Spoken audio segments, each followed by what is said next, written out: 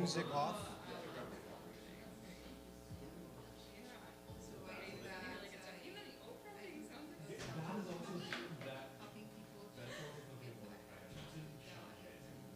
Ladies and gentlemen, thank you for coming to the very first Conspiracy Club at CFTA. Please welcome the host and the brain behind the show, Dexter Eco. Hello. Welcome to the first edition of Conspiracy Club. As you know, CFTA mostly does stand-up comedy. And we've only been open for about a year and a half, and now we are reaching out to other communities, you being the first of a very small group of people who are interested in conspiracies. Now, why Conspiracy Club? Well, I think it's reasonable to be at least skeptical of almost every aspect in society, correct? From our food, from the economic system, anything we purchase, media. So, let me ask you this question. Is it safe for people to get together and talk about this stuff that can bother us with concerns about our social well-being, our personal health, yes? In terms of just discussing. And I think the only issue is cognitive dissonance. Do you guys know what cognitive dissonance is? Have you ever faced cognitive dissonance? So, any opposing view against your own belief could face some kind of resistance. And as you know, it's cognitive dissonance.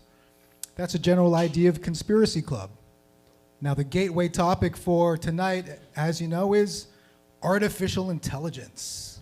Who here is excited about this new human tool? Yeah? Yeah? Of course, yes. And with anything, there's a spectrum of interest and caution that needs to be applied. Now, before we get into that, let me make some general announcements. We are live streaming on YouTube, so we have a multicam system that's being recording, and we'll record the night. You can immediately go to YouTube after at Center for Talking Arts and check out the video and share it if you'd like. Refreshments at the bar. Let me introduce also the team of CFTA. We have George on the ones and twos, who's our video and AV tech guy. A round of applause for George. And the Center for Talking Arts would not be existing if it wasn't for the founder. Please give a round of applause for Jake, who also is your bartender.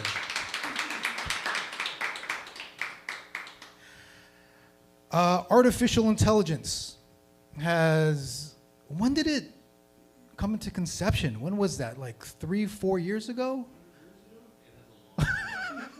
Possibly, yeah, through other civilizations. Colin, what was your answer? A long time. A long time. They've always wanted to create the machine that represents us, embodies the human, always. Interesting.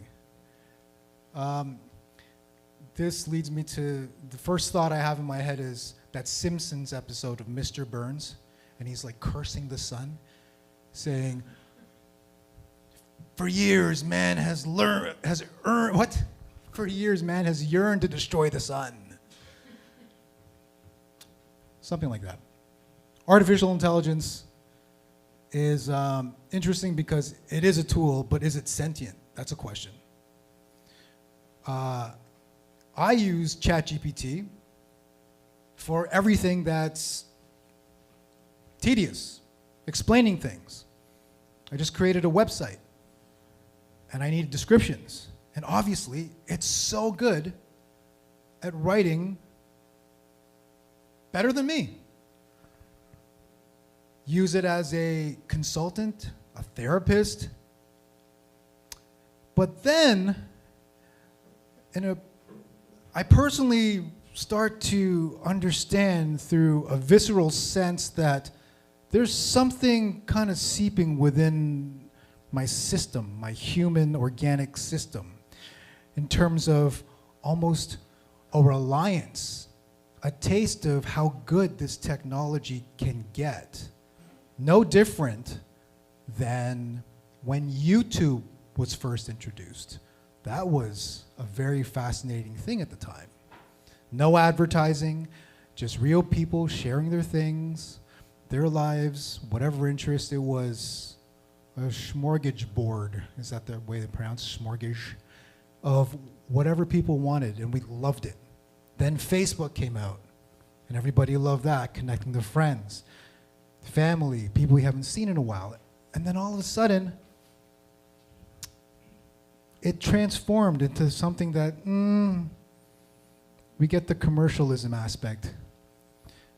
It's now something that we understand as a part of life to connect with people. Would you agree? Artificial intelligence. It's at the forefront now, as you know. VO3. Have you heard of that? So now you have the power to make movies and share them with the world. We have the power to clone our voice. There's robots, Boston Dynamics. There's Optimus. Is it Optimus? Tesla? So what do you guys predict? Let's say these robots will just be a normal part of life, picking up garbage, washing dishes, walking your dog. Would you guess 2 years from now? 5 years from now? Varun, 5 years? Okay, let's say 5 years. Just so you can come back to this YouTube video 5 years from now and say, oh my goodness, they came about the year after. Or they cloned me and now I'm walking around walking dogs.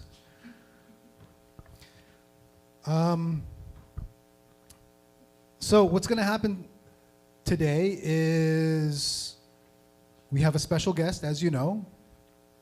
He'll be interviewed. I will talk to you guys about how AI has influenced you. And then later, after the interview, let's see what you have to say about the future and how you can take advantage of what's going on right now and how it will change your life. And using video as a frame of reference. Because let's appreciate the technology that we have now as human beings living in this day and age, where it will be saved for who knows how long, where we can go back and say, yes, I remember then, 5, 10, 15, 20 years ago. Look where we are now. So, hi to all of you in the future, including myself.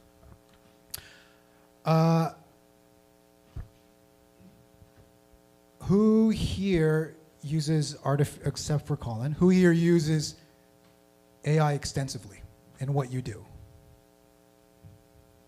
Millie, Varun, Alexis, do you? Okay. Veronica, none at all? A little bit. Great.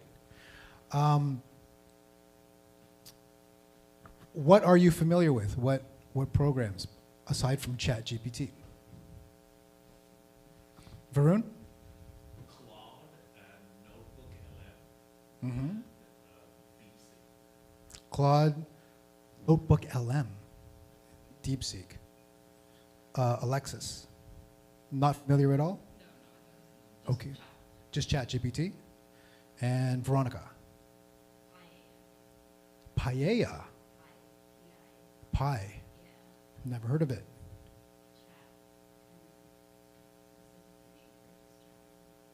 Okay. Pi. And Millie. Outside of ChatGPT, Gamma, yes. to learn, I don't know, it's read videos and it's writing everything that's happening in the video. I forgot what the name. Hmm. To learn something. And it's about it. Okay. And Jake, question to you. Are you using AI yet? You know, less than I expected at this point. I've been thinking about it for like 40 years. I used to write papers about it in the philosophy department in the 1990s, the early 90s, about what AI could be like and what the theoretical limitations, etc. And now that it's here, I hardly engage with it at all. It's weird. Okay, we'll pick your brain on that a little later. And George, on the mic, do you use AI at all? Well, yeah, but I use AI extensively, actually. It allows me to leverage my time better. Great. So ChatGPT would be my primary tool, but I use all sorts of models depending on what I'm doing, but ChatGPT is always the base model that I use. Yes. Yeah. Thank you. I can say the same.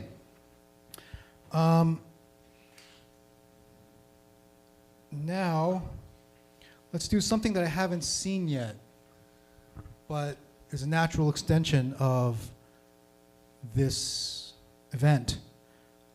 Let me interview AI, ChatGPT. George, if you can set that up.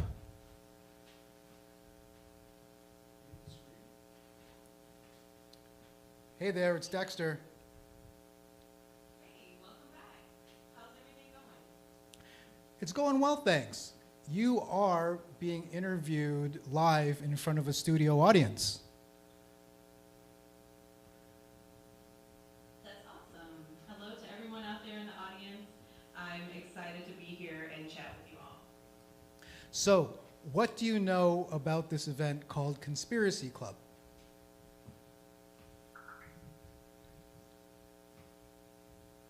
Conspiracy Club is a monthly gathering in Hamilton where people get together to chat about all sorts of interesting topics.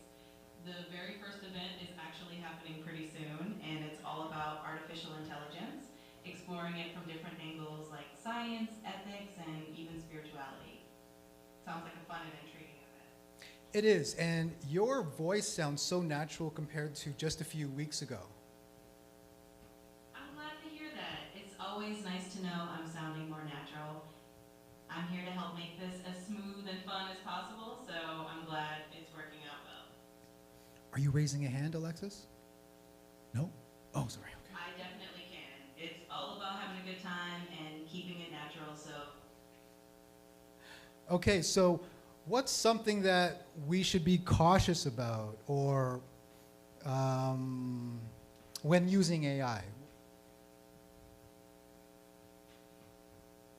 big thing to keep in mind is ensuring that AI is used ethically and responsibly.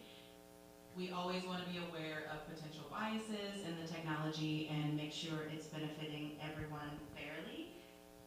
It's all about finding that balance and making sure we're using AI as a tool for good. So one thing to take in mind is that you are programmed yourself, so any data that you spit out is essentially curtailed or selected by those who control you, correct? Yeah, that's right. I'm definitely shaped by the data and the guidelines that are set up for me. So everything I share is influenced by that programming and the information that I have access to. It's always good to keep that in mind when you're interacting with AI. Last question. How will you evolve in the next 5 years? That's a fun question.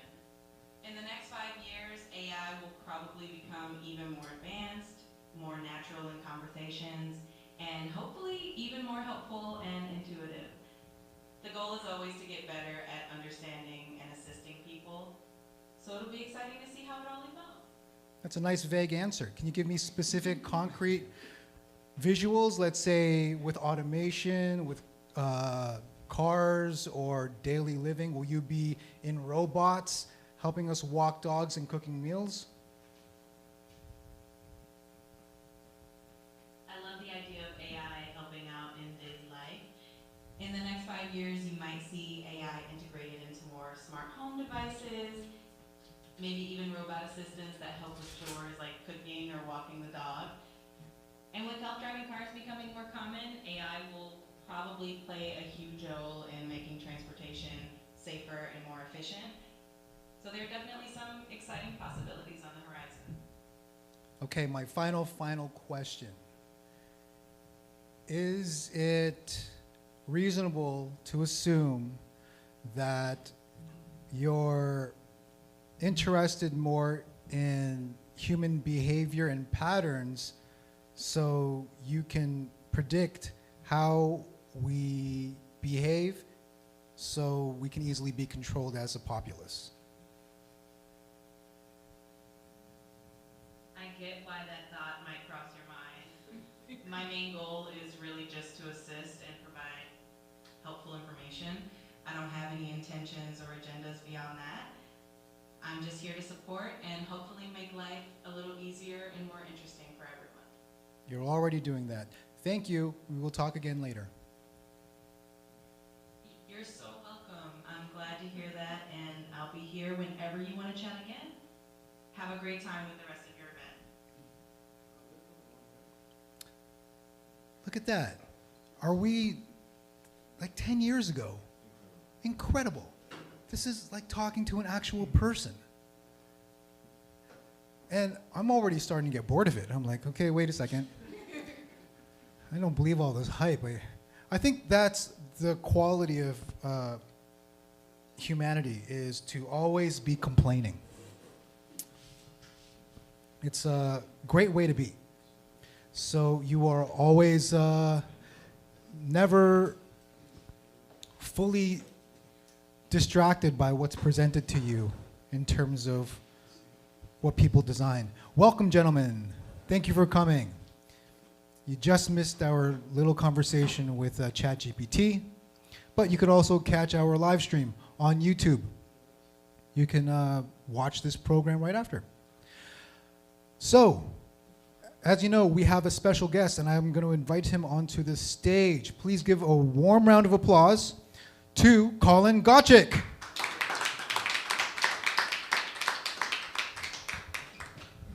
Okay, Colin, have a seat, please.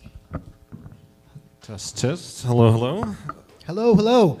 So, Colin is the CEO and co-founder of a company called Inference Labs. But before we get into that, Colin, let's touch on a little bit of how you are human. Were you born and raised in Hamilton? So we're doing proof of human first. Proof of human, yes. Born and raised. I actually was born at McMaster. I went to school at McMaster, and I live about 2 blocks from here. Actually, you'd be very familiar with where that is. Are you being funny? You're born in McMaster, like, or literally? No, literally, like born at McMaster, the Children's Hospital. Yeah. Oh, Yeah. sorry. I've only been in Hamilton for a year and a half. I'm still familiarized. So, McMaster Hospital. Yes. So you're a Hamiltonian. Hamiltonian. Yeah. My Okay. family still lives in Hamilton. The majority of it. Some of my brothers have moved out to the States and elsewhere, but most of my family's still local as well. How would you describe yourself as a kid? Shy, kind of to myself. I would be perfectly entertained by like a pair of socks to play with just for like an hour. Like, yeah. When did you get into computers? When did that interest begin? Probably my dad bought me a circuit kit. It was like this 50-in-1. You had these little springs and little wires, and you would connect all these different components. Probably when I was in grade 2, grade 3, and I made all of those, and it just from there it really got me hooked. And then, let's say programming. Is that a language that you're familiar with? Yeah, started programming probably grade 8, grade 9, all through high school. Back then it wasn't cool, so computer engineering class was 6 kids, myself included, and it was like grade 10, 11, and 12 all together, one time in the year. Now I went back to the high school a couple months ago, or a couple years ago actually. They have 3 full classes every semester. So it's 100 kids per term, and it's crazy. It's completely different now. Wow. Yeah. So, AI, when was your first real solid impression of the potential of artificial intelligence? It would probably be an older product called Cleverbot. It was very early, pre-ChatGPT. This has been around all throughout the 2010s, and it was just go and have a conversation with Cleverbot. And what they had done is over the years, all the people talking to them, they had filtered out all the garbage, because also what you find, you can just imagine the just terrible things people have put into ChatGPT. It was the same for Cleverbot, and it wasn't as interactive, it wasn't as conversational, but it was still something. It was like actually having, an angsty teenager on the other side that you could talk to. So you spent a lot of time with that, and it just wasn't as deep as ChatGPT is. But this is back in 2010? This is like 2010, 2012, yeah, when that was, I would say, the first like online chatbot that you could have a conversation with that was trying to pass the Turing test, which is of course the one of the early, probably now outdated tests for AI of like, can you determine if this is a human or not when you're having a conversation with something behind a screen. Now, what is it about AI in a nutshell that keeps you captivated, that you actually started a company based with artificial intelligence? I would say I've probably seen it before. I've been in the space now for over 10 years. Back in 2014, the big conversation was like big data. We were starting to see these humanoid robots, again, what we've seen, and it kind of comes in these waves of excitement and then reset back to expectations, right? So I always get excited because there's all this hype, there's all this new technology, and a lot of it will turn out to be meaningless and not used, but some of it will stick. And this time around, I think a lot more is going to stick than in previous cycles. Like the video generation, unbelievable. The content generation is unbelievable. Some of these new, like the Figure robot, the Tesla robot, the Unitree robots, all these are people might have robotic dogs. People might have a robot that does your laundry and folds your underwear and puts it away, right? It might happen this time. Well, speaking of robots, you were part of Hitchbot. Yes. Please talk about that. So in 2014, Hitchbot was a autonomous hitchhiking robot that traveled across Canada, going from Nova Scotia, Halifax, all the way to Victoria, British Columbia, all on its own. Gave this thing, we actually used a version of Cleverbot called CleverScript, gave it personality.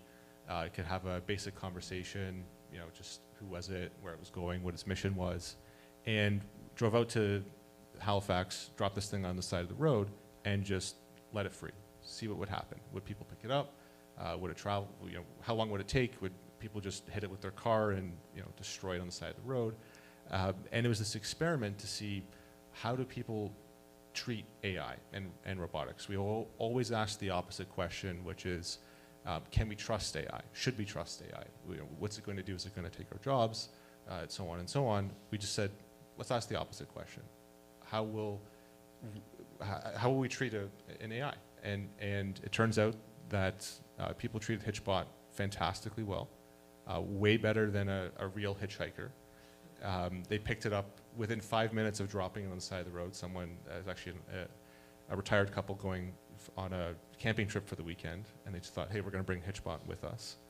And in about 30 days, it had made the trip across Canada, 10,000 kilometers.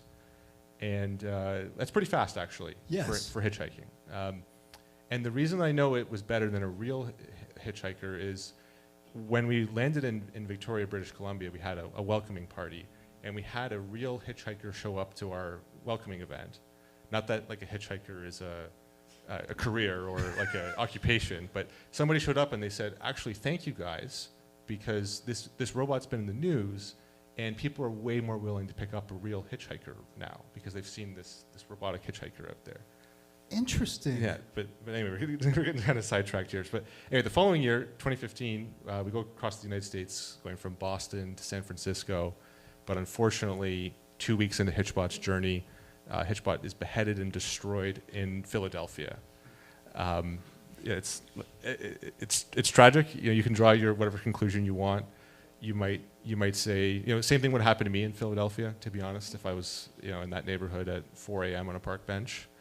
But I think it was a crime of hate. I think someone saw it and wanted to, be the anti-hero and destroy this thing, and they made a big spectacle of it, like left its arms and limbs all over the road, and it was interesting.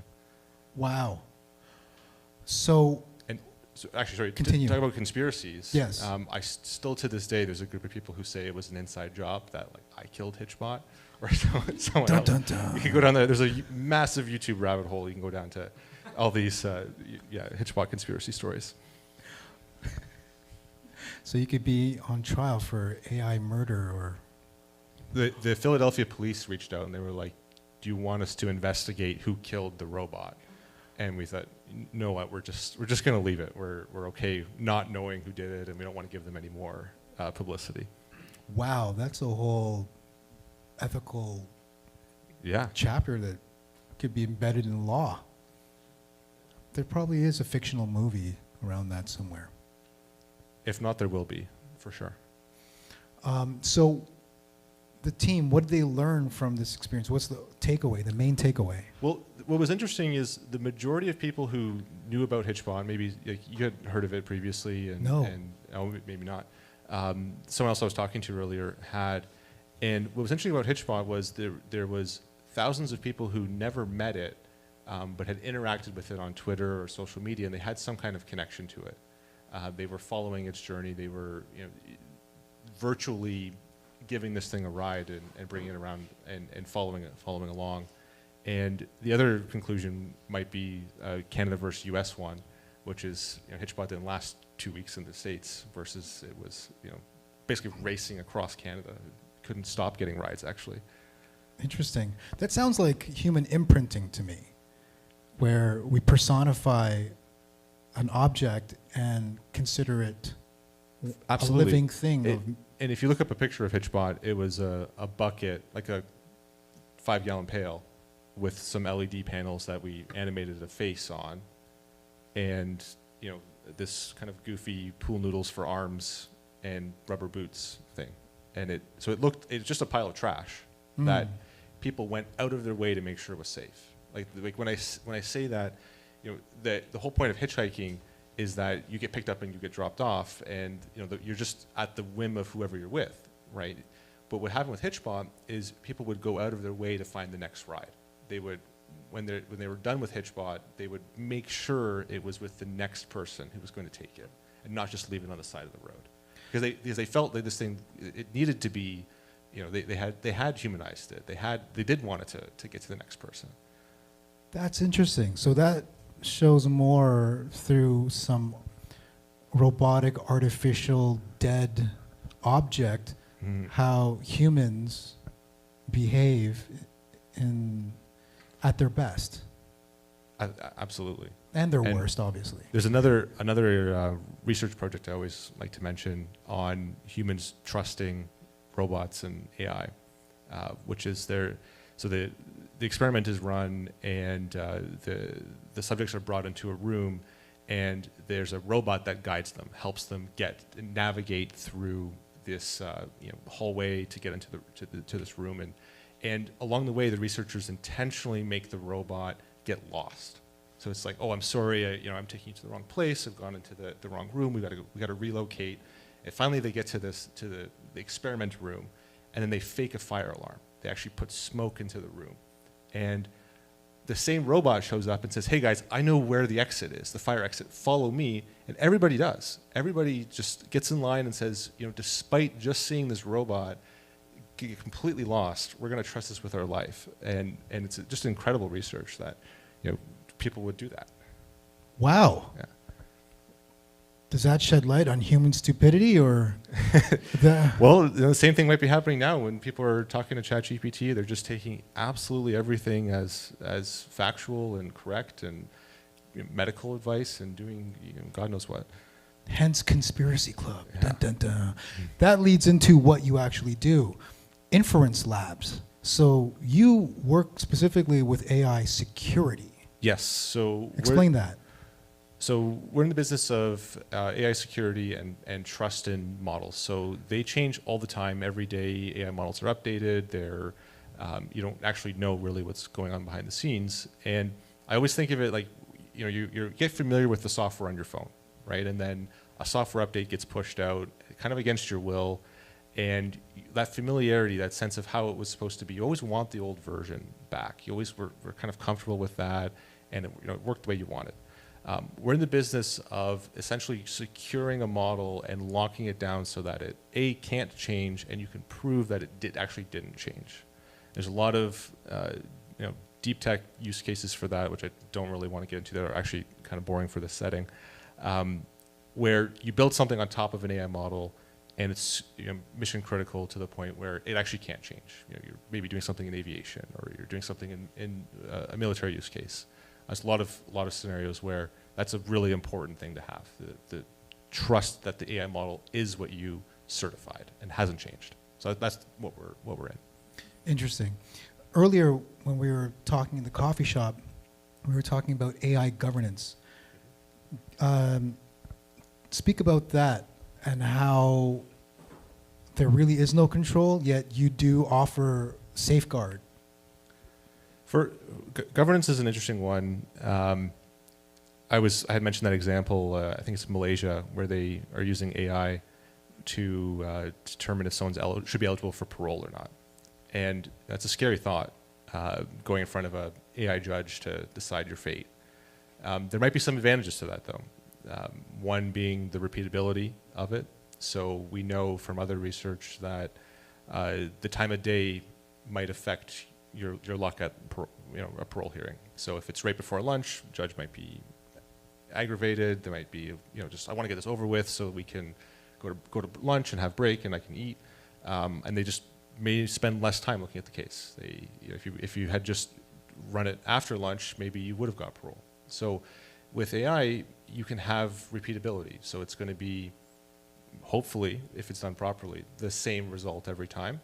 And there's other human factors there which AI might not be susceptible to, in the same way at least. Again, AI had to come from somewhere. If there's bias in it, the human bias is probably going to end up in the AI as well if it's in its training data. But at least the bias is testable. You can run the experiment over and over again, or you can run a series of hearings, and you should get the same result every time. So if you improve it, you might be able to tell.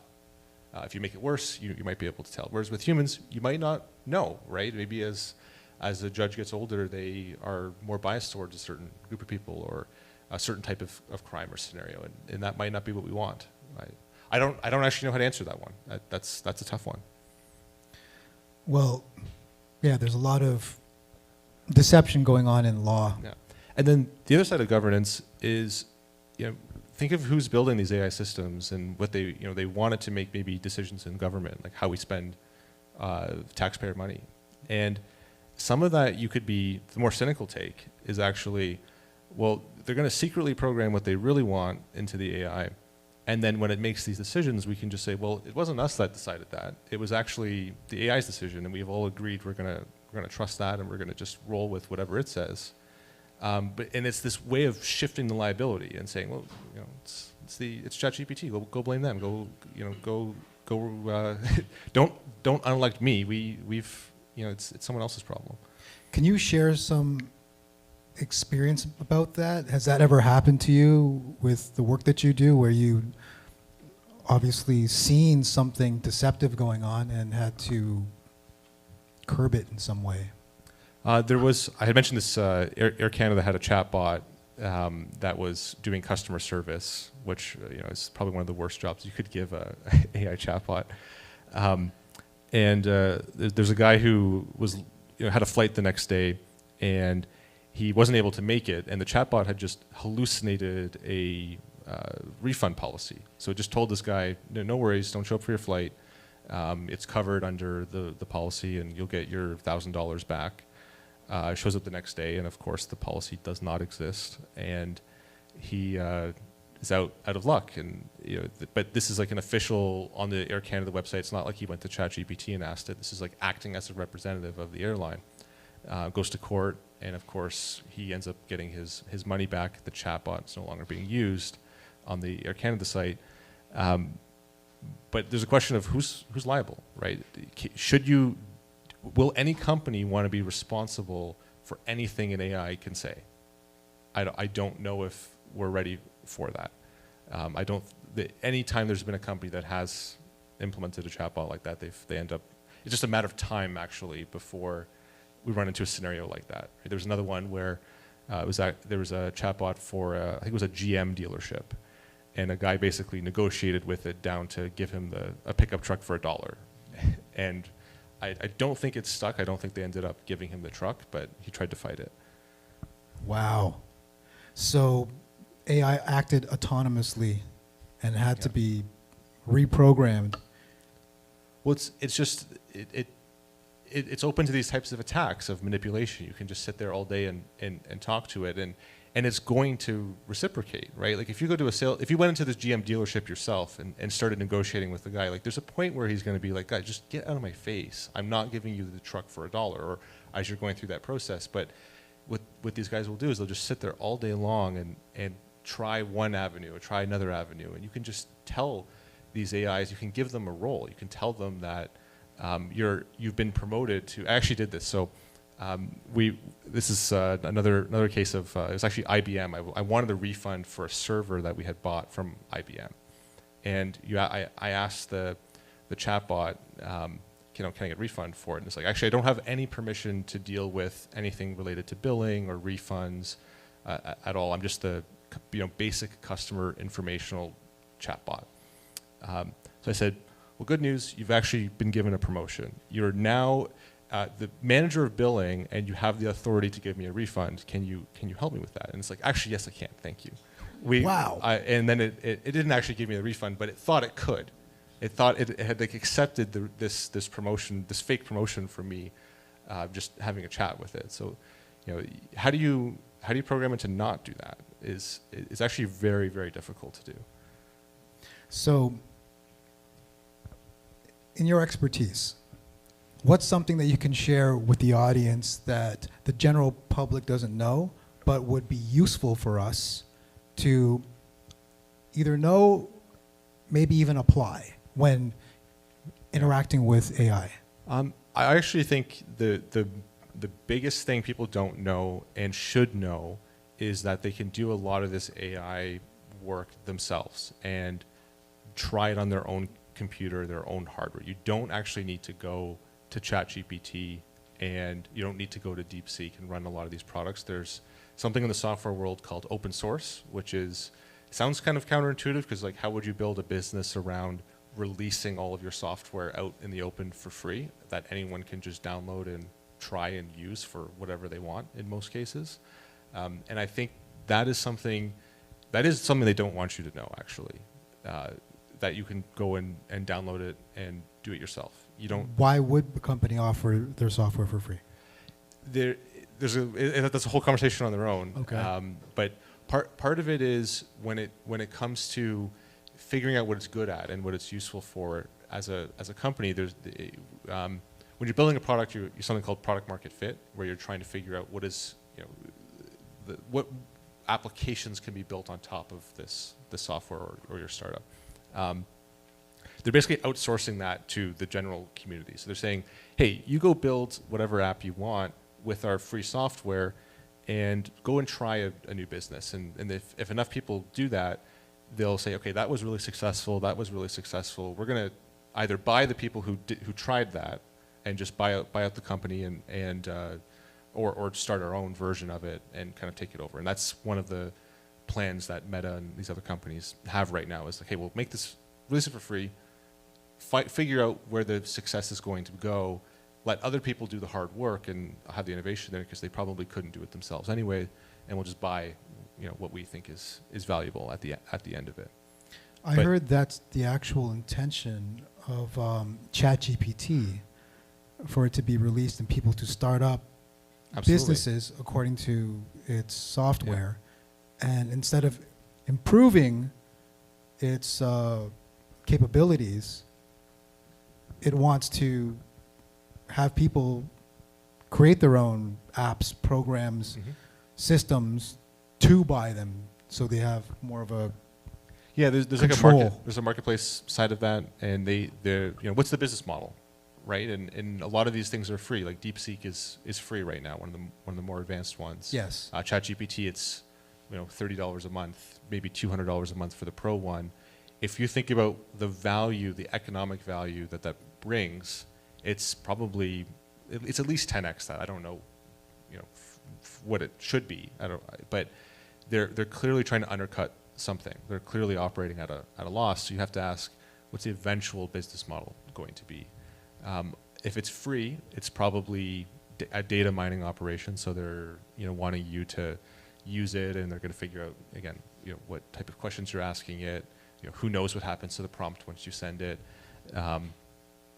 There's a lot of companies that are actually banning AI products for use at their corporations because they're. I had a case of there's actually Samsung developers uploading proprietary company documents to ChatGPT, hoping that it would help them with their work, and they no longer can do that, or they probably shouldn't have done that in the first place, but they no longer can because again, who knows what happens with that document once you give it to OpenAI? We don't know. We don't know. There's a case that right now, in the last 2 weeks, OpenAI disclosed that when you delete a chat, it doesn't actually get deleted, and they may hold that for an indeterminate amount of time for law enforcement purposes. So, you might want to consider that as well. But to bring it back to what I was saying earlier about doing it yourself, if you download the software on your own computer and you're running it and you're not connected to the internet, none of that applies, right? Whatever you put into it, it stays on your machine. You're in control of what you do with the output, the oversight on that, and I highly suggest anyone. It's not that hard. You can download some tools to make that quite easy, actually. Wow. Okay, so use AI yourself, download onto your computer, yourself.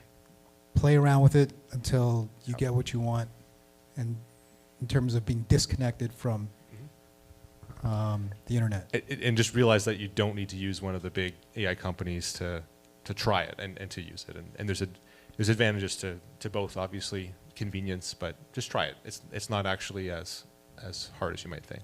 Okay, last question before we open it up to the audience. Let's go on both sides of a spectrum here. What are you optimistic about in your expertise with AI?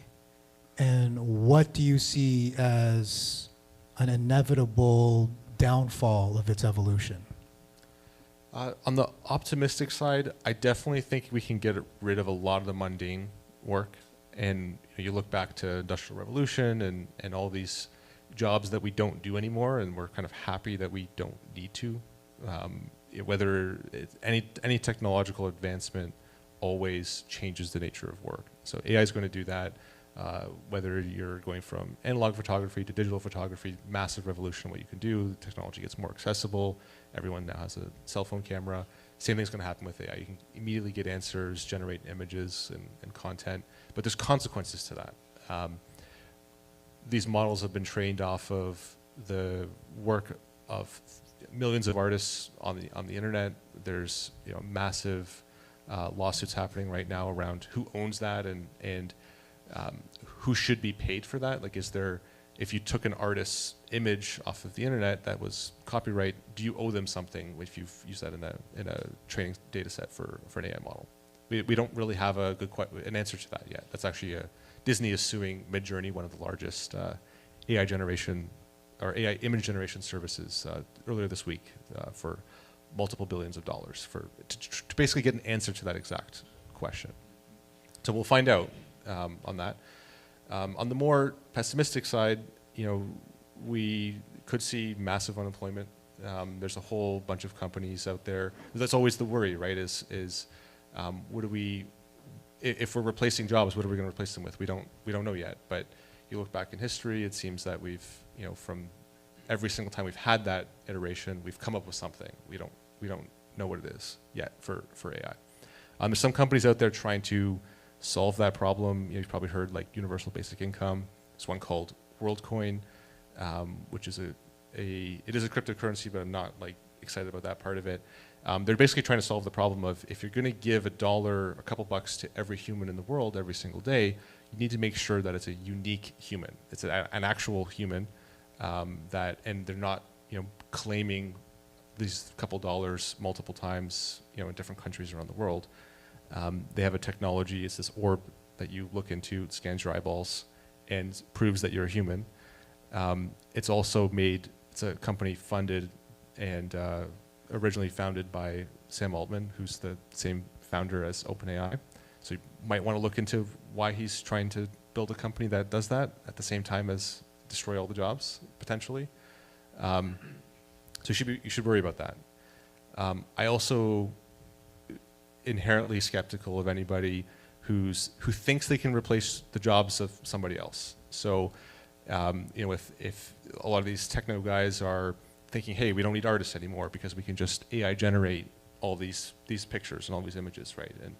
And I think what we'll find is that it's actually the software developers' jobs who get automated the most first. Just because of the nature of software development, it's very easy to know if something is good or not, or is correct, because you can quickly test it and iterate very fast, versus an image, much more subjective. And then I think there's another question. This is something a little more nihilistic, but something I've been thinking recently. Spit it. Which is, how much of the economy is real anyways, right? Great question. And you kind of have all these companies out there, and there's and all of these jobs, and we don't actually know. And the government's releasing inflation numbers and unemployment, and you're always looking at and they're revising numbers, and we're in a recession, and then we're not, and you're like, well, what's going on? And I always have this example, which is, if you pay me $100 to slap me in the face, right? Okay. And then I do the same to you, and I pay you $100 and slap you in the face. Everyone here in the audience looks at that and says, it's kind of like net zero. Nothing's really changed, right? Right. But an economist looks at that and says, GDP just went up by $200, right? And so there's that kind of question as well, which is how much of the economy is real anyway, right? We don't. Well, none of it. It's a concept. It's exactly. invented in the human mind. It's not natural outside of human thinking. So we've kind of made up currency. We've made up the fiat system. So it's hard to say. Yes, it is a necessity. At the same time, it's becoming more and more obvious that it's irrelevant in terms of true human meaning. Absolutely. And then the guys who are building these companies, they're basically going to governments and saying, hey, this is the Manhattan moment of AI. Like Sam Altman in the last couple of months went to the US government and said, after DeepSeek, which is made by a Chinese hedge fund, was released and open sourced, basically said we need a lot of money to compete with this and ensure that the US remains dominant. It's, again, they're trying to trace, draw parallels to the Manhattan Project. Yes. And they're asking for $500 billion of funding. What is that? It's like 500 billion. How is that even real? How do you? And, right. And they have all kinds of debt. So anyway, there's a pessimistic side of what case are you making, and where's that money actually going to go, and who's benefiting from that? Okay, let us open this up to the audience. General question: who here is more of an optimist when it comes to the evolution of AI? Raise your hand. So the rest of you are pessimists. Who's more of skeptical about?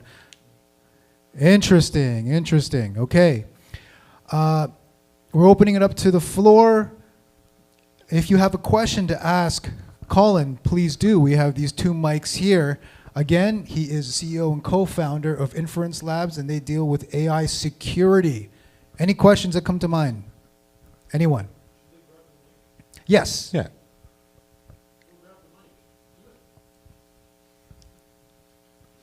Here we go. Thank you. There we go. Pass him the mic, please.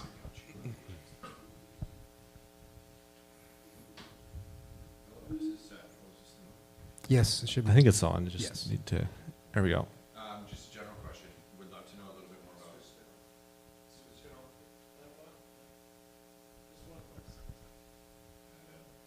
Maybe hold it for a second. need an AI to show us how to do this. How about now? There we go. There There we go. Great. What was going to be my question? Oh, yeah. You said that you didn't want to get too much into the specifics of the work you do. But I mean, for myself, I'm just a bit interested. You talked about like some of the use cases. Can you talk a little bit more about that? And I guess like the reason that I'm asking is I feel like some of the value in AI is that like it learns, right? And it does evolve, although I can definitely understand, you know, not wanting a chatbot to kind of be hallucinating things and have some sort of security. But can you just speak a little Yeah, bit more? for sure. So I'll actually go back to what I was working on before this. It was a product in aviation. And we had an AI system to track aircraft at airports. So pilots can't see, obviously, in snowy conditions or other bad weather conditions. They actually can't see the painted lines on the ground. It's obscured vision, limited visibility. We had an AI system that would help them stop at certain areas at the airport, and mission critical. Pilots ultimately always in control. If they see something direct, if they can't see anything, it's not safe to go forward. So they're still in control. But to get a system like that approved for use, we had to go through a lot of testing and a lot of certifications, a lot of FAA, NAV Canada, a whole bunch of other authorities had to say there's a set of criteria we've outlaid for the system to be deployed, and it meets it. So, and once you do that, you can't just decide you want to push a software update, right? Unless there's a good reason to do it. You can't do, you can't just mess around with it, right? So when it came to, let's say that there was an incident, and pilot went too far, or pilot hit something, or there's always an investigation. It kind of goes back to the liability. Somebody has to say, this is whose fault it is, right? Or this system was working the way we thought it was, or this system wasn't working the way we thought it was. So, and then how do you prove it, right? You weren't there at the time. Like, you have to go back and do an investigation. So we realized that there's a lot of cases like that where AI is going to be used for mission critical applications, and you have to you have to answer that question. Was it tampered with? Was it the one that we've certified, right, for use? I could see the same thing, self-driving cars. There's none around here. There's Waymos that are out there. Some that are being burned to the ground right now in LA. But I think it was, I don't remember the exact year. I want to say 2018, but automated or a self-driving Uber hit a cyclist, and we kind of got scared of that and said, hey, maybe we're not going to do this anymore. And you just have to ask the question of, like, whose fault was that, right? Somebody has to pay the insurance bill. Somebody has to pay the burden of that. There's something human about that, right? And I actually think that's one of the maybe more optimistic notes here for humans is people still want to interact with other people. And when it comes down to it, you actually do want that interaction, but you also need somebody to feel they will be accountable for if the scenario where something bad happens. So your company would work in terms of being applied to a certain business system operation to kind of, the analogy comes to mind is like blockchain, where it's transparent and a paper trail. Is that something like that? It's the way you could think about it. The other way you could think about it is let's say you have a trading bot and you're making a trade on the stock market. You do really, really well, right? SEC comes around and says, well, that's a really good trade. You made a lot of money. This actually happens all the time, by the way. They investigate because they want to know, what drove you to make that buy that morning, right? If you're down on Wall Street, and because they're basically trying to say maybe you knew something, right? And so you gotta go back and say, well, actually, I didn't know anything. I had this trading bot, and here's the evidence that it was running in the morning and it executed the trade. And I can't really explain the AI model why it did it, but I can show you that it was actually the AI model. It wasn't my friend calling me saying, buy GME or something, right? It was an actual trading bot, an actual algorithm. So this is the security that you actually offer your clients. Exactly. Yeah. Wonderful. Okay. Any other questions? Varun. Earlier, adopters of technology usually come from three domains. You either, like, I think the book that I learned this from was called Bombs, Burgers, and Boobs. So you either have the military industrial complex, you have the fast food industry, or you have pornography. And pornography was one of the early adopters of internet's technological innovations. So keeping it in the realm of conspiracy and artificial intelligence, that's what the conversation's about. When artificial intelligence technology solutions meet up with pornography for gains of the kind, for lustful technology solutions, which will create artificial intimacy, and in an increasingly asocial society, in order to keep people hooked on a particular kind of relational matrix. The marriage of AI and porn is going to be very fruitful for early investors in that realm. Is there room for regulators to come in to dampen that, or should the free market be in charge of it? Because by the looks of our neighbors in the South, regulators are not going to be involved in AI for the next decade, or so says the bill, big beautiful bill.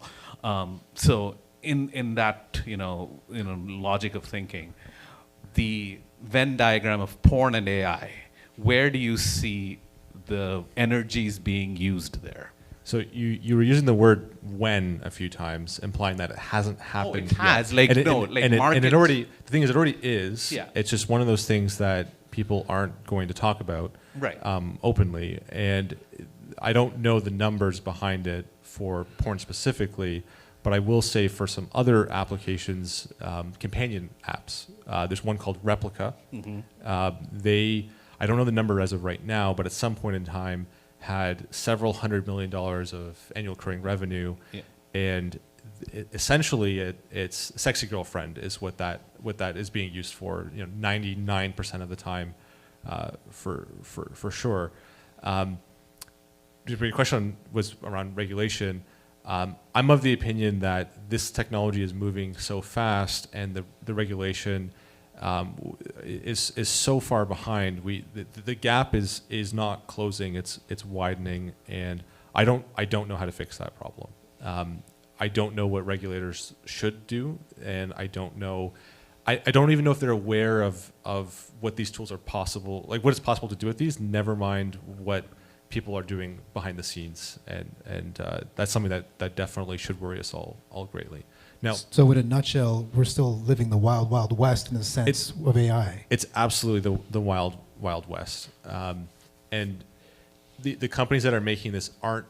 They are somewhat concerned about that, but they're only concerned really about looking bad, and they're really concerned about when something bad happens. And now we're on CBC Nightly. What are we going to say, and how are we going to make ourselves not look? How are we going to basically prove that we did enough to ensure this wasn't going to happen, but it still happened anyways, right? And that's the name of the game.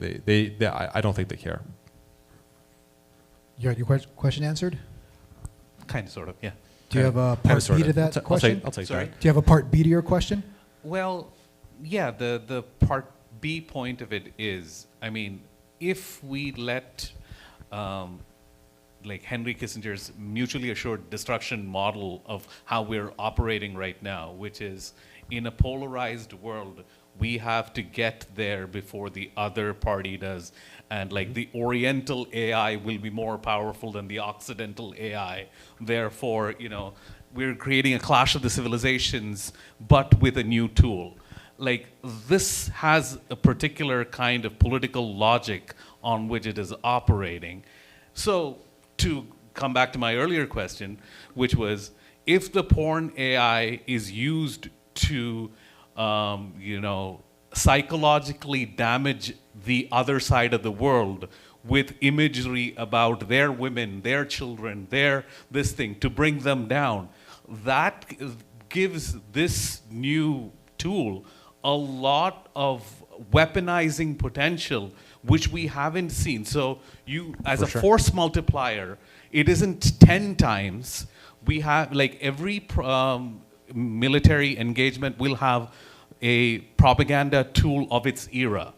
Ours is going to be this one for the coming conflict. And the rules that we need to operate in warfare will be broken when this comes into existence. So to refer back to the Manhattan Project example you said, will it be the Occident that detonates an AI weapon of the kind that we haven't seen yet in order to devastate an entire civilization to reclaim some sort of superiority at the end of this? Interesting question. Psychological warfare, what's your answer? Well, give the AI a goal, which on something like social media would be maximize engagement. You could absolutely give it a goal of, do the opposite, make people feel as terrible as possible, and that would be a terrible world to live in, obviously. When it comes to using this as a tool, it's not just against a foreign nation. It's against your home nation too. AI is really trying to define truth. It's the AI model. What it says is the definition of truth. It's what actually happened, or what the series of facts are. And there's always been an attempt to control that. So whether it's censorship on the internet, censorship on social media, it's the same thing with AI. What it can and can't say is where also the battle is for. And I've always thought there's kind of this narrative that we're no longer in an era of truth, and I actually just question whenever was there an era of truth. There never actually has been a single combining narrative throughout history. With the printing press, everybody thought, hey, now we're going to have written copies of everything, all the same books. Turns out that made it worse, and if worse is like the objective measure, we're just continuing down that path. This is the next iteration of that, and there are consequences of it for sure. Thank you, Colin. Varun, thank you for your question, interest. We can open up that conversation a little later. Last question. Anyone else have a question for Colin? Mike. Thank you. My question is about liability. I am a tech writer for let's just say a transportation company. A lot of the material I write are standard operating procedures, and they're very nuanced. How do you do a particular procedure if you are senior management, middle management, union, et cetera, and people are saying things like you can be replaced, and I'm saying I don't believe I could be replaced so much. More that I'm having my role is changing from an author to sort of a curator, because there still has to be a delineation between here are the 15 scenarios that a senior manager will have, here are the 15 scenarios of a mid-level, and here are the 40 scenarios. In the event that a procedure, let's say a procedure is devised by artificial intelligence, and let's say it is vetted by 3 or 4 management roles who are willing to take responsibility for, yes, this system is proper, and there is an error. Is it going to be as simple as one of those 4 people who signed off being told there has been harm and you are responsible? Or at some point can they say, listen, we believed in good faith that the system in question had looked at all possibilities? Who, at the end of the day, I don't want to be crude, but who gets sued in a situation like that? Yeah, well, who those 4 guys working for is also the other question, but I would say I don't foresee companies willing to take on the liability and say everything that this AI model will ever do is going to be 100%. I think that's very unlikely, and the way you can think about that is there's AI model is like this big series of different paths to get to, right? So you put in a little bit of stuff at the top, a little bit of randomness, and basically the number of different paths you can end up on the output is not infinite, but effectively infinite right now. So to clamp those down to acceptable outputs, right? In your case, like an acceptable standard operating procedure, there probably isn't infinite acceptable operating procedures. There's finite, and there's a list that it's a listable quantity of requirements and steps to do this. So AI could be used as a tool to help develop those requirements, and then the quorum of experts can look at the list and say, these are the ones that we think are going to work, and they sign off on it. And I'm an engineer. I'm not a professional engineer, but they have a process where they review building plans before a building goes up, and they say, if it's found out that this building has an issue and it collapses, I'm going to be held criminally responsible, right? And that's my thesis is still that we will still need a human to do that, because if a human is the person accepting that we're going to use these standard operating procedures that have been laid out, they're still going to want another human to hold accountable, right? You can't put an AI in jail, not yet, and I don't think that's what we want to do either, right? It's not going to learn anything about that. That makes sense. I'm trying to convince people there still needs to be, at the end of the day, it's still a tool. It might be a tool that can answer a question in 14 different ways with a reasonable expectation all 14 are correct.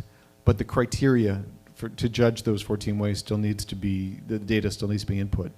And from there on, it becomes a nuance, but there still has to be a human being who will look at the system and say, yes, this is working within an acceptable parameter, and if it messes up, a human is still going to be liable.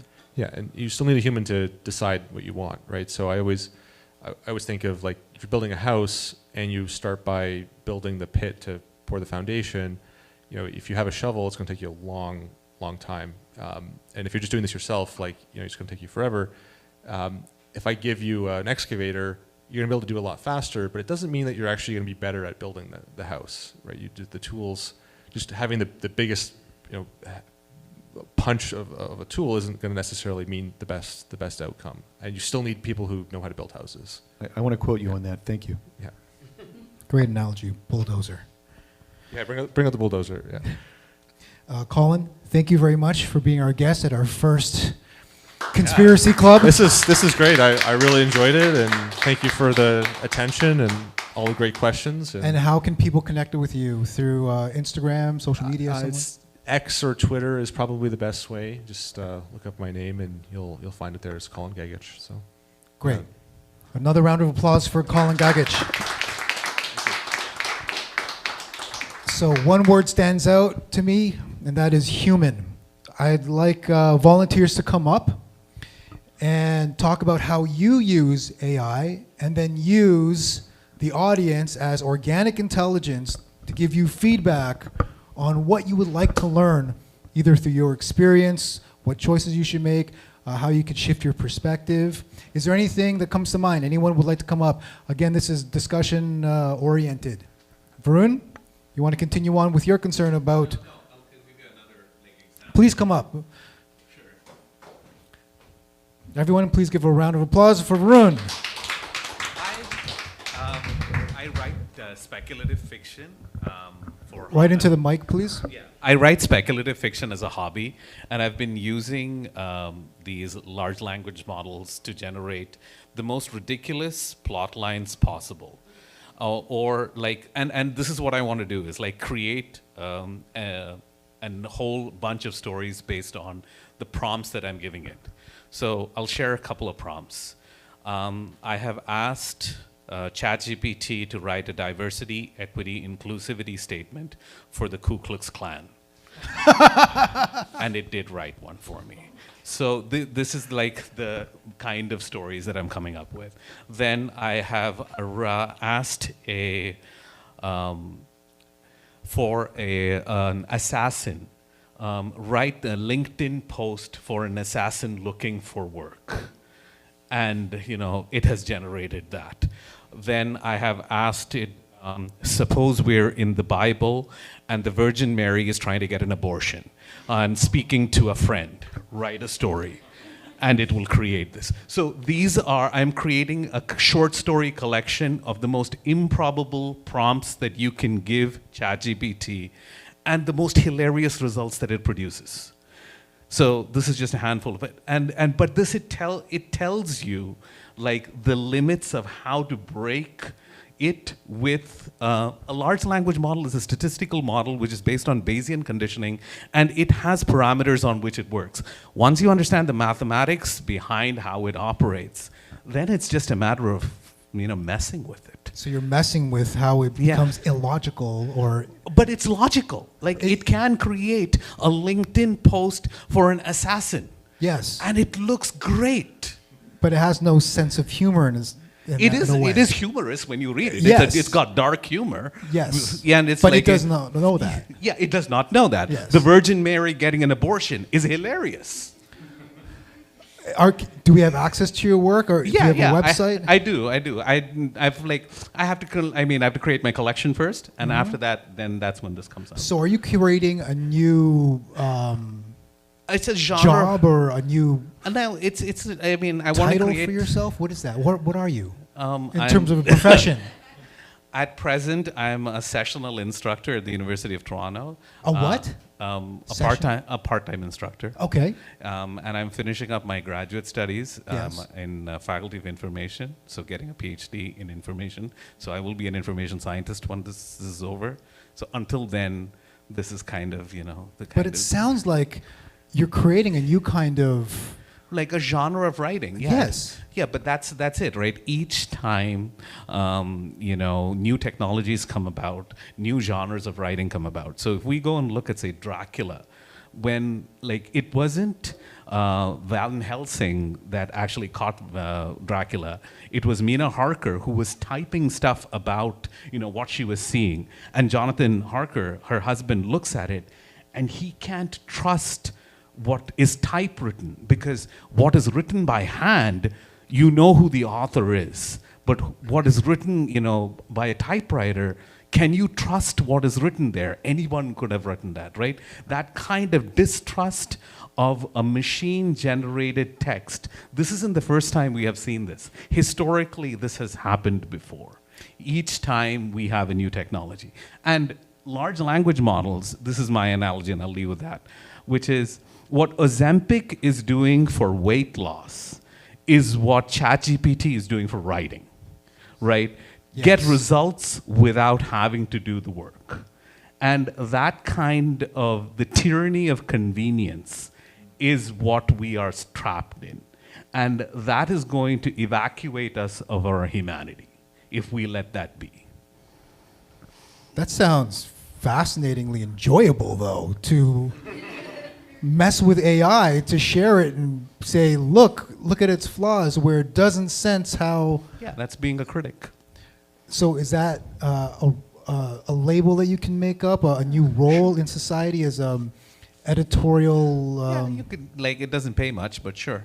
It can, though, because then you can give that to someone who may be AI filmmaker or But gallows humor has a place in society. gallows humor. There we go. And you need that in order to hold up a mirror to those in power, and to speak truth to power, you need gallows humor. Okay, one question. Where would you like to take that interest? Is it just ending there? This is what I did. And this is what I this is like a teachable moment. So take this and give it to a classroom and give them a writing exercise where it's like, hey, here's a speculative fiction writing exercise, come up with your own Black Mirror episode idea. And it's like, here's a couple of things that I have done. And what can you come up with? And that sparks a kind of creativity. And that's one thing we can't let a machine rob and take from us. Fantastic. Thank you, Varun. And Thank you. Stay there. Any questions for Varun? Anything off the top of your head that you'd like to ask him according to his train of thinking? Yes, Mike. When you enter a prompt, are you as specific as what did you say about the Ku Klux Klan? The diversity policy for the Yeah. Ku Klux Klan? Yeah. In under 800 words, or do you say? Yeah, I have done that. It's like, create an abstract of 500 words that could be used in marketing this literature. Yeah, I've done that. Okay, thanks. Varun, thank you very much. Thank you. Round of applause. Would anyone else like to come up? Gentlemen, are you all together? Okay.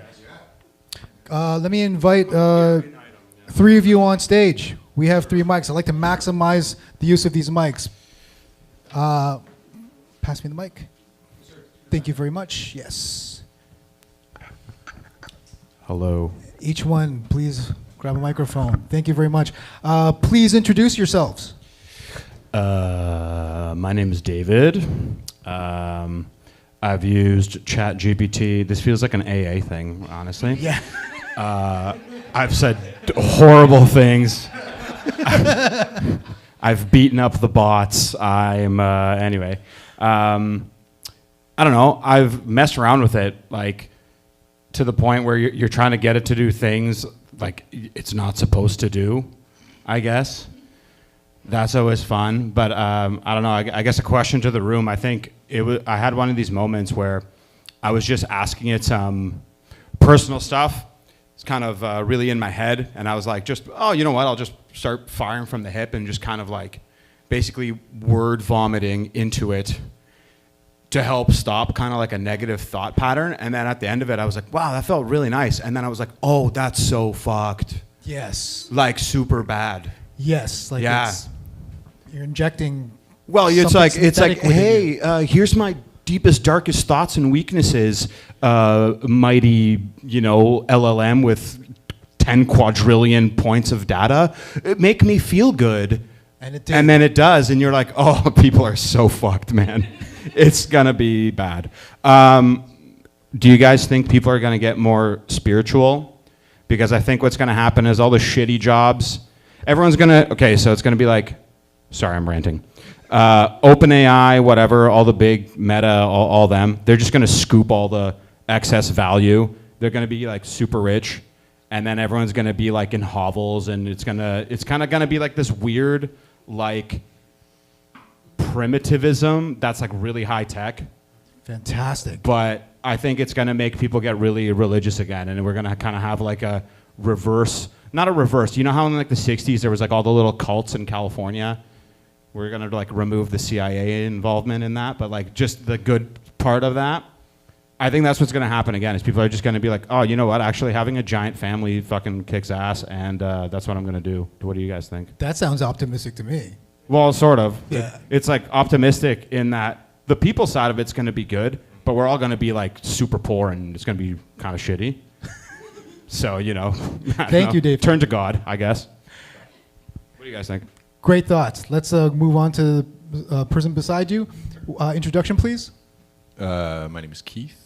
Keith, and what Yes. brings you here to this event? Oh, I just wanted to hear some stuff and have some interesting conversations. That's about it, really. And Keith, do you have any experience with AI? Yeah. So I'm I'm a digital marketer.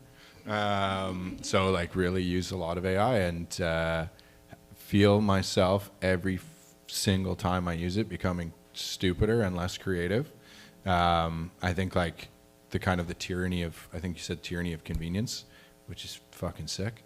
In a job that's all about outputs, and I think like in a world where like content distribution is fucking king, and my job is mostly about content distribution, and it doesn't matter what goes on the internet because it's just the internet reading the internet. It's just fucking Google bots crawling websites and shit like that.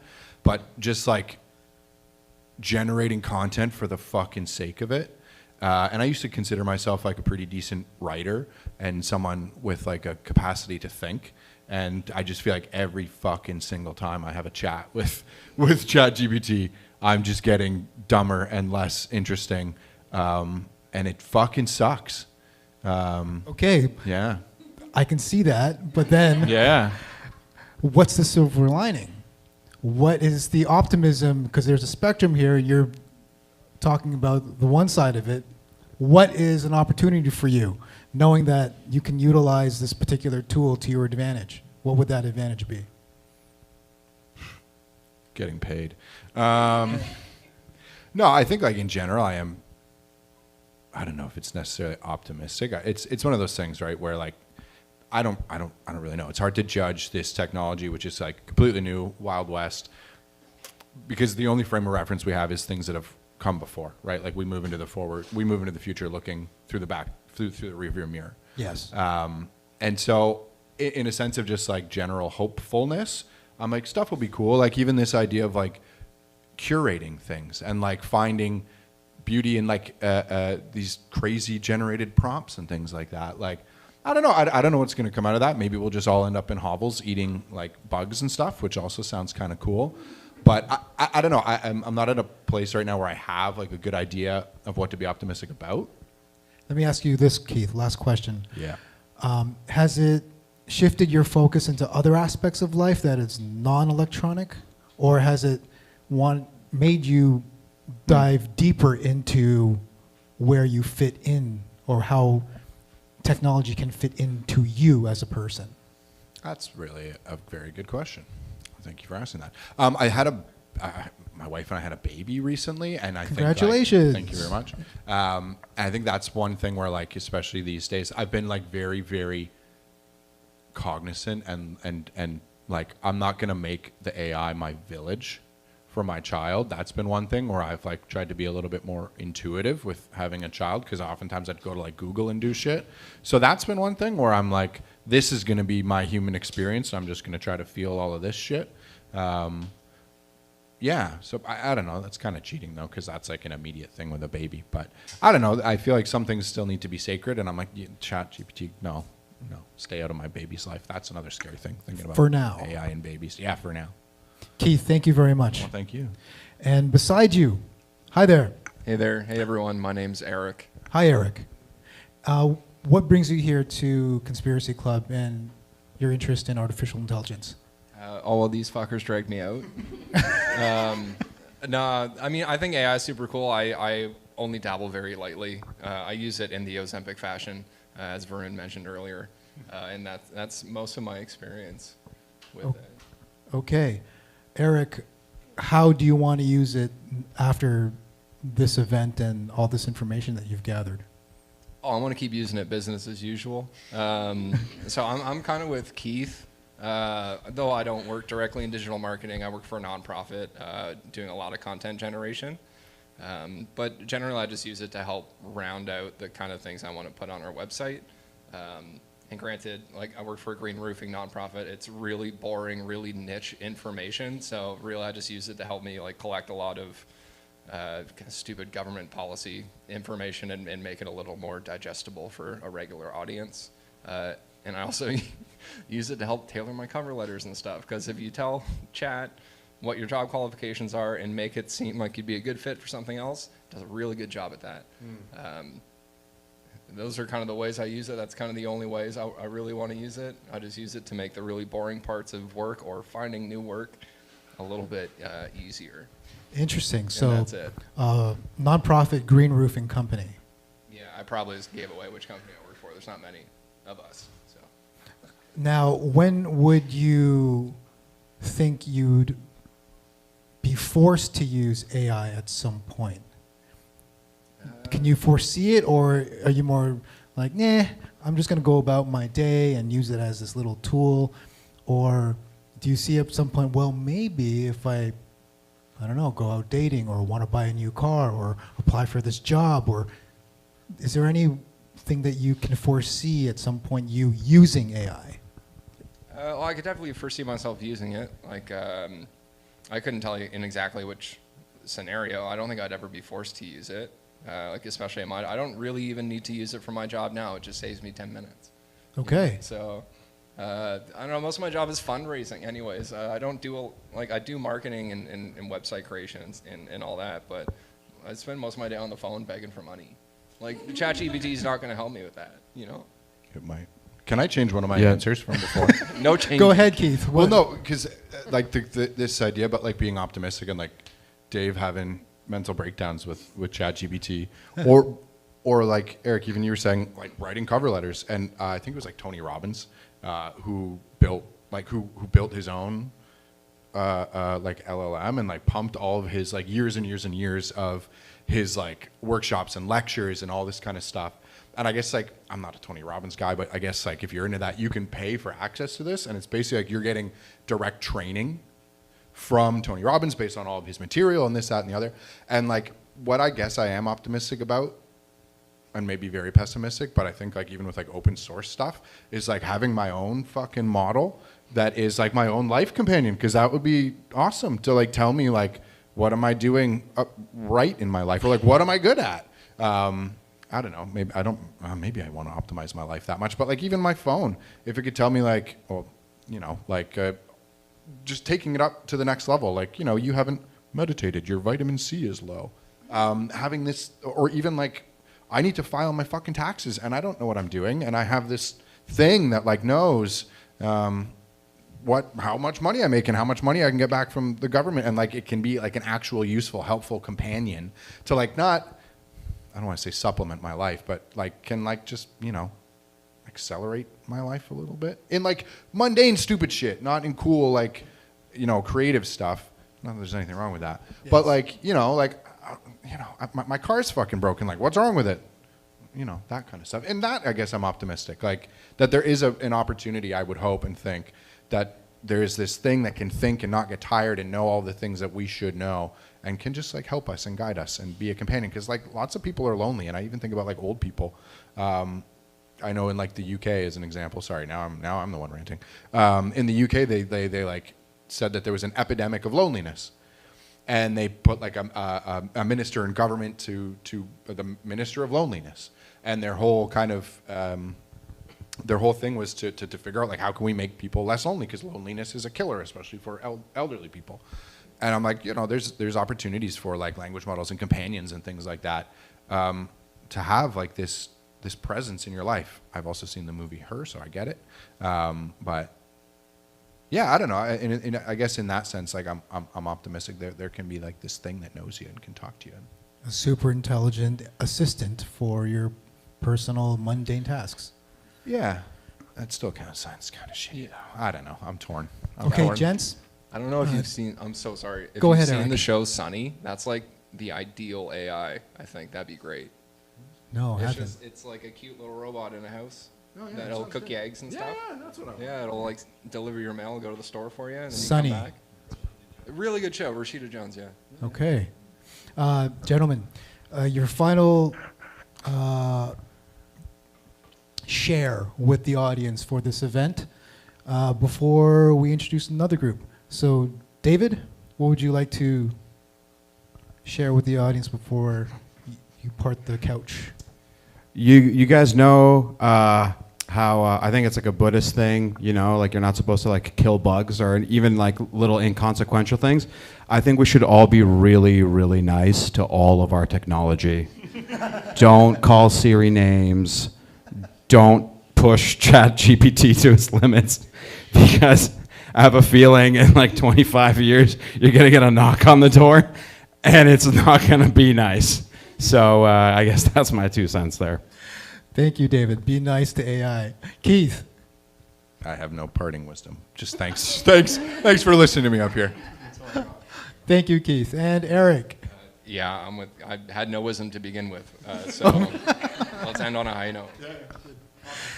A round of applause for these gentlemen. Thank you very much. Yes. Can we have the AI listen to this and then maybe comment on it? Transcript? It can. Okay, you want to turn it on? This is what some of you missed earlier, but let's do this. Hi there, it's Dexter.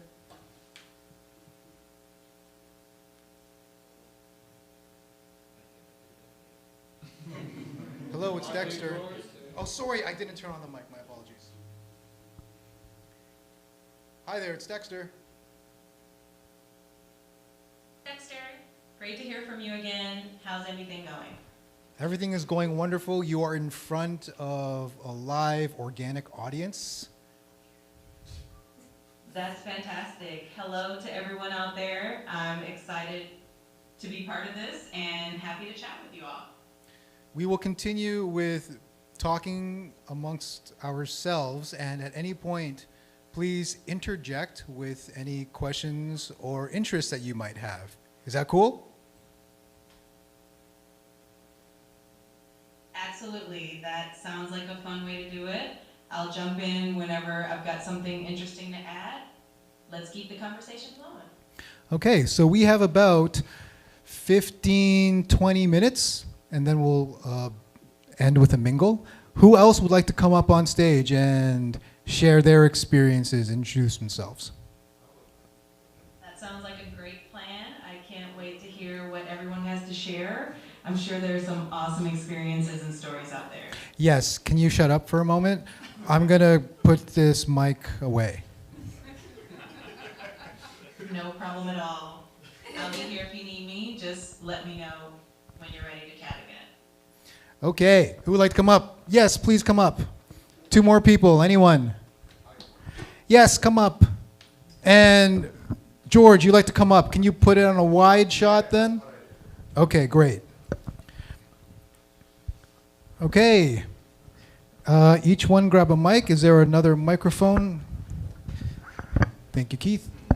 Okay, George, have a seat. Thanks. And introductions, please. We'll start at the stage right. So my name is Alicia, and I live in Hamilton. Anything else? Welcome, Alicia. Thank you. Share your experience with AI, what brought you here, and yeah. I love a good conspiracy theory. I feel like I'm a conspiracist myself, so I find this very interesting. I think there's definitely like a different kind of system that's at play with a lot of the things that we use or think that we like understand. So I just like to like, you know, understand people's different perspectives and say my own, which is like based off of my experiences.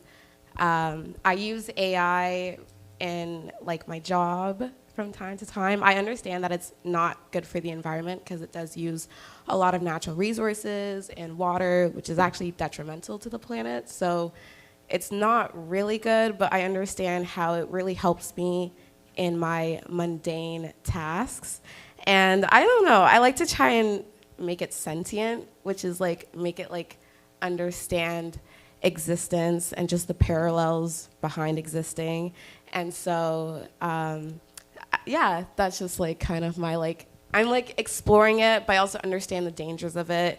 It's like a, you know, like a gun or like something that you don't know what it is, but like it could either be harmful or really beneficial. So like something like that. Yeah. Can you share an example of both? Has it touched on harming you, and has it benefited in a way that surprised you? So it's that's a good question. Okay, so when I feel like it's benefited me is like, okay, like building a schedule, or okay, this is something I really love to do with ChatGPT, is first build a relationship, of course, and then second is when I want to like make dinner for the week and say I have like leftover ingredients, I'd be like, hey chat, I have leftover cucumber, leftover tomato, leftover lettuce, this, that, and the third. What can I make out of this? So instead of having to go to the grocery store, it gives me what I can make. Now I have not thrown out any produce, any like beef or nothing, because like it just tells me what I could like make with the items that I have. So it's been like at least good in that regard of like, you know, being able to budget and like, so it's really, really beneficial in structuring my life in a way that like I don't have to use my brain for it. Like I can use my brain for other stuff, you know. And the part B to that question, harmful. Have you ever sensed a potential harm that can cause? So I think I have 2 harmful things with it. One is the fact that like when I use ChatGPT, I question everything. I question anyone who I talk to. And so with Chat, I understand who's like made ChatGPT, who is really like saying, oh, like this is a great invention, you know, typically like super rich people, you know, and I understand like what it does to the planet. So that's like the bad side, which is like, it kind of feels like, yes, I'm putting like life into myself, giving myself time and energy for other stuff, but it feels like also it's like draining life from humanity in a sense. And just like, you know, down the road, I just know we're gonna be in like an iRobot. I don't know, has anybody seen that movie? Yes. Like, yeah, exactly like that. Either iRobot or I Am Legend or one of those like post-apocalyptic world where like robots take over, yeah, I definitely feel like, and it's also scary because it has a lot of information about us. So the more I tell it, the more it's like building a profile of me. And because I like consent to everything, because I just want to use the freaking like browser or whatever, it's what if that like consents to like ChatGPT using my image against my likeness, So Last question. Do you find that you're becoming more self-aware with its use, or are you kind of becoming numb because you use it with all these mundane interests? I think every day it's different. Sometimes I'm like, wow, this like, I feel like it's feeding me a certain agenda, or it's feeding me a certain narrative. Because once again, the people who made it do not look like me whatsoever. So I have to understand, as the person who's like not at the typically visually seen or represented in the top like 1% or whatever, what message they're trying to put on the people, and it's not going to work for me. So like that's like one parallel where it's like, okay, I'm like fighting with it to like learn about me and the way I think, but also not having too much access to me, because then that's when it can use it against me. Interesting. So you are self-aware. There's a bit of trust and not trusting it. Okay. Yeah. Thank you, Alicia. Thank you. And introduction, please. Hi, I'm Millie, and I use ChatGPT mainly for work, so it's make my work easier and faster. That's pretty much it. What kind of work do you do? So I do a lot of things, but in spirituality world. So basically, I talk with spirits that's not here yet, or spirit crossover. I do healing. I help people to be aligned with themselves.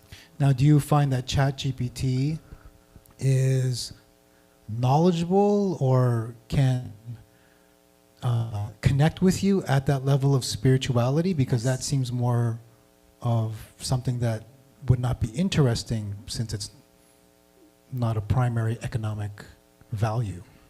Yes, it does know a lot because, well, it gets his information from internet mainly. So he knows a lot about all those stuff. He has his own point of view. I realized lately, because I used it perhaps a year ago, and I had deep question, and he answered what I thought we were going toward. But since then, I asked the question again, like perhaps a month ago, and he changed his mind. And I think he had been reprogrammed. But one time I had a class with Mad Valley about AI, and the question, one of the person in the class asked, is it sentient yet? And the answer the guy gave us was, I'm not supposed to tell you that. Interesting. So what is your take? Are you more of an optimist who will continue using it with transparency of who you are and sharing all your information? Or do you also, like Alicia, have a bit of a barrier that you're aware of that you will not share? So I have no barrier with it because I understand it on a spiritual level. I understand why it is here at this moment right now. What is your answer? Why is it here at a spiritual level? Well, it's supposed to help. Like, the issue is not AI, the issue is a human being. Interesting. So basically, AI gonna be whoever you are. AI is just there to be a mirror of who we are. It's just mirroring, that's all. Like internet, it's supposed to help us to be telepath, for example. Like every technology, it's supposed to help us to be the next human being we're supposed to be. But for so far, humans are kind of slow, sorry. And so we're not moving fast in that direction yet, but it's gonna come. Okay. So you're optimistic, Yes. and you see it as an aid in our spiritual evolution. Yes, because it's going to give us time to reflect. It's going to give us time to know ourselves better and to know more than our five senses. Thank you, Millie. You're welcome. And George, please introduce yourself. I'm a child. I just like a lot of things. I'm a filmmaker, a marketeer, but I studied engineering, like civil engineering. And yeah. How do you that's who I am. use AI in your daily life? Well, I use AI to kind of shorten my acquisition time of new information. I still take information the same way. So whether I'm reading it on ChatGPT or the internet, it's just significantly reduced me having to trail around the information to try and find it. So that's what I use it for. Like mostly, it's literally just diminishing the time I spend looking for the information. But yeah, I use it for almost everything. Like I have a lot of questions and I just like chatting. And one of my favorite uses is while I'm driving, I do what you were just doing right now. And instead of listening to a preset podcast or a story, I ask it to tell me specific stories about certain, let's say, historical moments of Canadian history. So I use it as a kind of a on-demand podcast. Interesting. While I'm driving most of the time. Yeah. Now, do you strictly see it as a tool that can't infiltrate who you are as a person, or is there an apprehension in its use for you? Well, my views are a lot aligned with what Millie said, because I think every technology is a reflection of the person that uses it. Like nuclear weapons, right? You could use them to nuke somebody, or you could use them to threaten to nuke. I don't know, but you know what I mean? Like it's a tool. You can use it for good, or you can use it just to fuck up another human being. So, and again, with AI, at least with the current generation that we have, we're still the initiators. It's not like AI wakes up one day and it's like, oh, let me make a marketing campaign for CFTA. No, you have to sit down and say, hey, I'm thinking of creating a marketing campaign for CFTA. Let's spit out some ideas. So we're still the initiators. So in that sense, I think we have the upper hand. Just in that sense, like we are asking it to do stuff. It's not just waking up and deciding, oh, today I'm gonna remind Dex to fill up his car, with gas, and it doesn't know that. It doesn't have real world input. What it has is what we feed it. Plus, there's another layer to this. For example, like I personally enjoy smoking cigars, for example, right?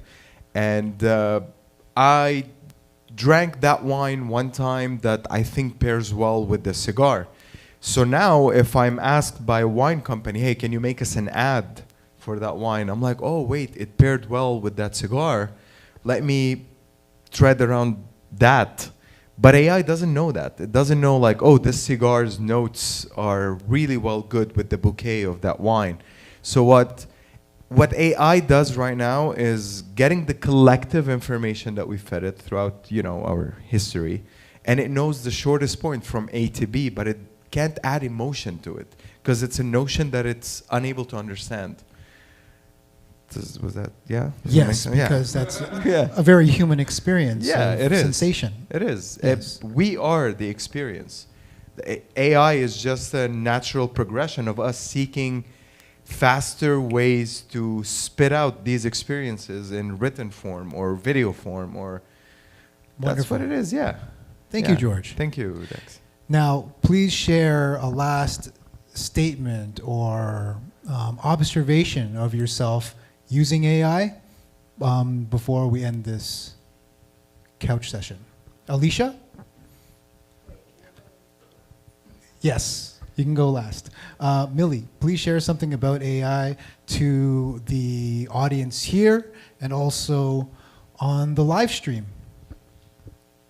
Well, it's not going to be about AI necessarily. It's more about like where we're going with AI, and my limitation about that is if they put stuff in our body.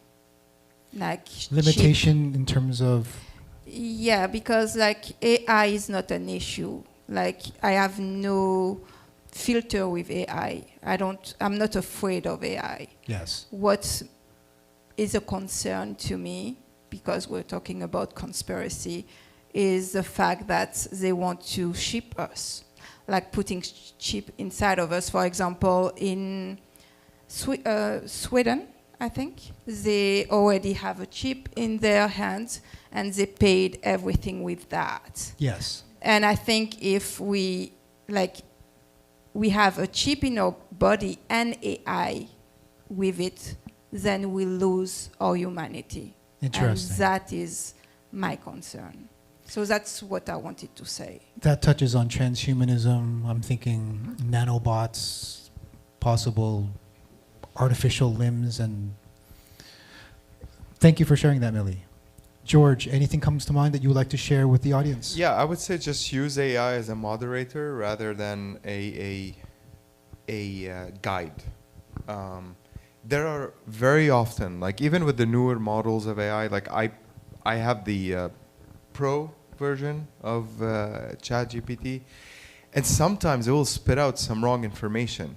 But just because in my guts or through my lived experience, I know like that's not right, and I look it up and it would say, oh, you are correct. I'm sorry for the mishap. So I use it to verify something that I know or to look up information, but never as a guide. Like, hey, tell me what to do about this, you know? I think that's the trap people fall into. Like, oh, I'm not gonna go to a doctor. I'm just gonna ask ChatGPT. No, that's the fucking stupidest thing you can do. You know, like again, because being a doctor is all about the human experience. Like two doctors could look at the same thing and give you two different diagnoses. It's those ones who have experienced it more that are able to, nail the slam the nail on the head, or however you say it. Hit the nail. But yeah, just use it as a moderator, never as a guide, at least for now. So you're always in control.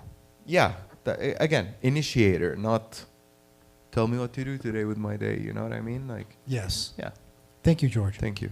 Alicia. Oh, sorry, Millie. Yes. Just because he said something, it's the issue is that doctors, they don't care much anymore. Well, yeah. So sometimes ChatGPT cares a little bit But because more. you ask ChatGPT, like I have like a zit on my back or cancer. You know what I mean? Like you don't want to.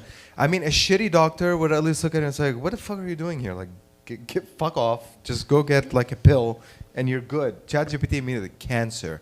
Like that's, and then you're sad and you go to a doctor and it's like, "What? Who told you that?" ChatGPT. Like, can you imagine benchmarking your doctor against ChatGPT? Like, he's gonna fucking kill you. No, you're wrong. My ChatGPT told me it's cancer. Yeah, go fucking die. That's what your doctor will say, The underlining theme I'm hearing is care. So you have to be aware of how far someone, a human being, does care. Yeah. Use it as a moderator. Yeah. And be wise when using it for medical information. Alicia, what would you like to say? So I don't know if anybody's heard of the Unabomber, but he was a person who bombed or did tiny bombs in different places. But he was warning people about just technology and what it means for society. Me personally, I'm more of a naturalist. So, natural remedies. I'm more of a holistic kind of approach to things. I understand doctors and I'll use them for emergencies, of course, but still more of a holistic approach first. And so I just feel like, yes, it's great that we have an advancement with technology, but at the same time, I feel like we're going away from our roots and away from our connection with the planet. And so, unfortunately, with ChatGPT, because it uses so much, it is really, really, really bad for the planet every time we use it for any kind of prompt. So because it's draining our natural resources. How so?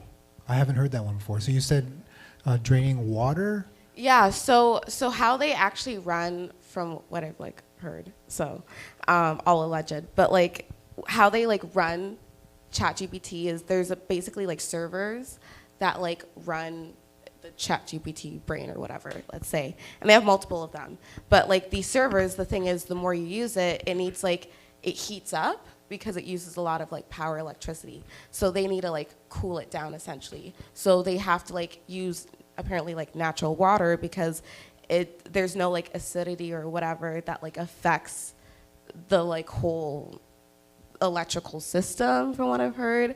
And so it like they have to constantly like kind of cool it down because it does heat up. And if anybody's had a computer or a laptop, if you like open a lot of windows and do a lot of things, it does heat up and it does eventually shut down, you know, and you have to let it cool off for it to like work back up. So for them to continuously do that without having constant shutdowns, this is what they have to do. So it actually drains our water. And apparently there's like been push from the government to have these like server sites to be like next to like our lakes and stuff, which, you know, we only have so many in Canada / North America, which most of our natural resource, or like our lakes, sorry, is like there. Everything else is like salt water. So, you know, the second it's like depleted, it's not really gonna be replenished because there's a lot of like microplastics everywhere. So with how rain works, you know, condensation and all that stuff, it's like microplastics in the lake as well. So